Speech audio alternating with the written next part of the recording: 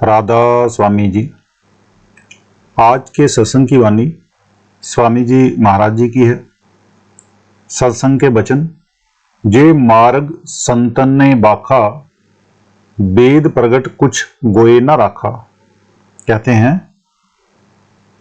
अब संत कहते हैं कि जो सचखंड पहुंच गए, चाहे वे हिंदू हैं, चाहे मुसलमान, सिख हैं, या ईसाई, ये रास्ता उन्होंने बयान किया है। जो भी वहां पहुंचे इसी रास्ते से पहुंचे। ये नहीं कि हिंदुओं का रास्ता और है और मुसलमानों का कोई और है। संत तो अपना रास्ता गुप्त नहीं रखते, बल्कि होका देते हैं कि आओ आओ। मगर थोड़े से आदमी आते हैं और रास्ते का भेद लेकर फायदा उठाते हैं। कई मूर्ख कहते हैं कि आप अपना नाम छिपा कर रखते हो, हालांकि हमारा होका हमेशा आओ और चलो का रहा है और रहेगा। सच तो यह है कि ये रास्ता मेहनत का है, ऊपर जाने के लिए है। लोग बुद्धि के विचार से समझना चाहते हैं, और जहां बुद्धि का कोई काम नहीं, ये अमल का मजमून है।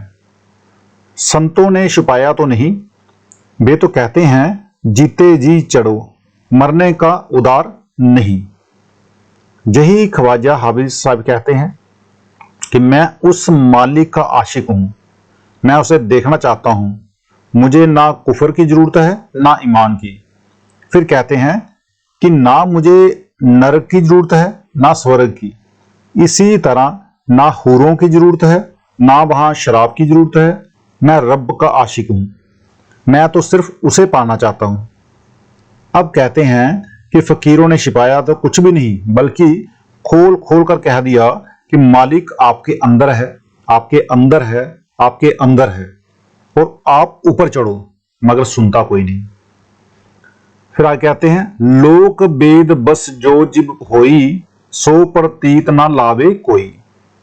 मतलब ये कि आम हिंदू यानी कि वेदों को मानने वाले कहते हैं कि वेदों से आगे यानी परे कुछ नहीं, मगर असलियत ये नहीं है। असलियत क्या है कि वेद संतों की दूसरी मंजिल पर है और नाम है पांचवी मंजिल पर। सो जो पांचवी मंजिल का वेद है, उसकी जानकारी दूसरी मंजिल वालों को नहीं। वेदों ने ओम ओम कहा है, ओम दूसरी मंजिल की धुन है। ये दूसरी मंजिल या त्रिकुटी तीनों गुणों में है, नाम चौथे लोक में है। कृष्ण भगवान जी गीता में अर्जुन को कहते हैं त्रिगुणीय विषय वेदा। मतलब ये कि वेद तीनों गुणों का विषय यानी कि मजमून है। संत वेदों की निंदा नहीं करते, बल्कि पूरी कीमत बताते हैं। जिस तरह रुपए की कीमत 16 आने हैं, मगर पौंड सोने का है, उसकी कीमत रुपए के मुकाबले में बहुत ज्यादा है। कहते हैं कि जो ऋषि मुनि अंदर ही नहीं गए, बल्कि बाहर विद्या पढ़ने पढ़ाने में लगे रहे, उन्हें क्या पता कि नाम क्या चीज है। इसी तरह जो सारी उम्र कोड़ियों का व्यापार करते रहे, कभी उन्होंने रुपया देखा ही नहीं, उन्हें क्या पता कि रुपया 16 आने का होता है। दोहा, लोक वेद में जो पढ़े, नाग 5 डस खाएं, जन्म जन्म दुख में रहें, रोवें और चिल्लाएं।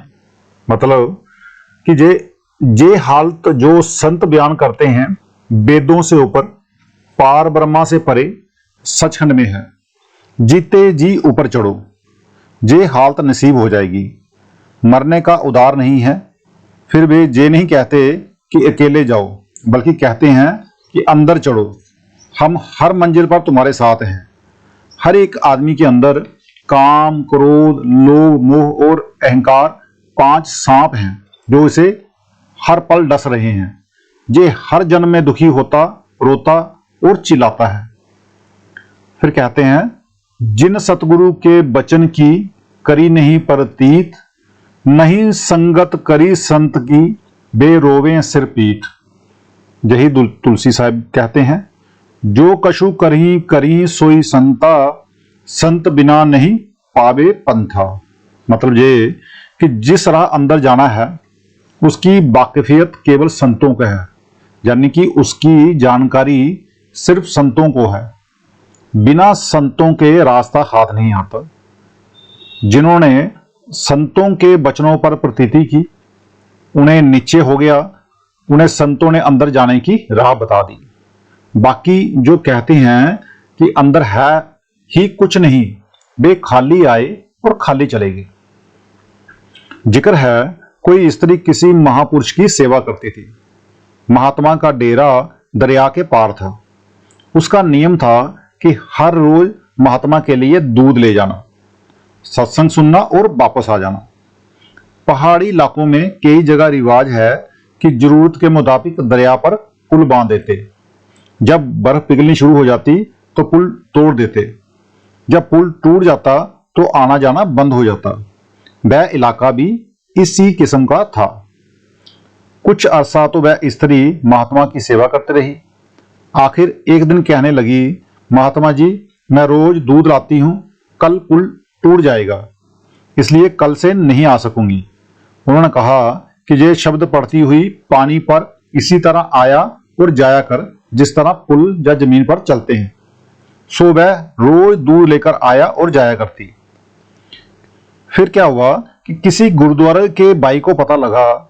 उसने उस स्त्री को बुलाकर पूछा कि तू क्या पढ़ती है जिससे पानी में डूबती नहीं और पानी के ऊपर जमीन की तरह चलती है। उसने बता दिया, क्योंकि वो बहुत बोली थी, मन उसका साफ था। अब शब्द तो कमाई की चीज होती है, ना कि लिखने पढ़ने की। मगर बाई को क्या पता, मन में कहता है कि ये शब्द तो मैं रोज पढ़ता हूं, चलो अच्छा है, देखते हैं। कुछ शागिर्दों की जमात को भी साथ ले लिया। एक रस्सी ले ली, शागिर्दों से कह दिया कि जब मैं डूबने लगूं तो खींच लेना। अब ये तो भरोसे, मेहनत और गुरु की दया की चीज थी। शब्द पढ़ता हुआ पानी में दाखिल हुआ ही था कि लगा डूबने। फौरन कहता है कि खींचो खींचो। शागिर्दों ने रस्सी तो पहले ही कमर में बांधी हुई थी, एकदम खींच लिया। परमेश्वर तो हर एक की सहायता करता है। इसका फर्ज है कि इसकी बंदगी करे। अगर ये भजन ना करे और लोगों को उपदेश देता रहे तो कोई फायदा नहीं। अगर कहे कि जी भरकर सो भी लूं और मालिक भी मिल जाए, ये भी नहीं हो सकता। एक सत्संगी बाबा जी से पूछते हैं, हजूर, अगर किसी दूसरे मत वाले महात्मा का सत्संग हो, वहां जाना अच्छा है? तो महाराज जवाब देते हैं, जितने संत महात्मा हुए हैं सभी की तालीम एक ही है, इसलिए बड़ी खुशी से जाओ और सत्संग सुनो। जहां निंदा है, दूसरों की बुराई की जाती है, वहां जाने से कोई फायदा नहीं। फिर सत्संगी पूछते हैं, हजूर, जहां राम नाम का जस यानी कि महिमा होता हो? तो महाराज जवाब देते हैं, कौन से राम का? तो सत्संग कहते हैं, क्या राम बहुत सारे हैं? तो महाराज जवाब देते हैं, राम 4 हैं। आपका इशारा कौन से राम की तरफ है? तो भाई सत्संग पूछते हैं, जिसका इशारा बानी में आया है। तो महाराज जवाब देते हैं, गुरु नानक साहब ने जिस राम का जिक्र किया है वह 16 आने ठीक है। भाई सत्संगी द्वारा पूछते हैं, हजूर, चारों राम को खोलकर बताइए। तो महाराज जी कहते हैं, एक राम दशरथ घर डोले, एक राम गट गट में बोले, एक राम का सकल पसारा, एक राम त्रिभुवन ते न्यारा। जब कहने का मतलब यह है कि पहला राम महाराज दशरथ के बेटे जो त्रेता युग में आए, अवतार थे, आए और अपनी ड्यूटी अदा करके चले गए, लेकिन अब हमें नहीं मिल सकते, हमारा काम नहीं कर सकते। दूसरा राम कौन है? मन है, जो गट गट में व्यापक है। तीसरा राम ब्रह्मा है, जो सारी त्रिलोकी को पैदा करता, पालता और फिर उसका नाश करता है। चौथा राम सतनाम है, ये असली राम है, संतों ने इसी को लिया हुआ है। कबीर साहब कहते हैं, जे कबीर हमरा गोविंद, चौथे पद में है जन की जिंद। मतलब ये राम तो संतों का भी है, लेकिन राम में फर्क है। तो आज का बहुत प्यारा सत्संग था। आज का सत्संग इतना ही, मिलते हैं कल के सत्संग में। राधा स्वामी जी।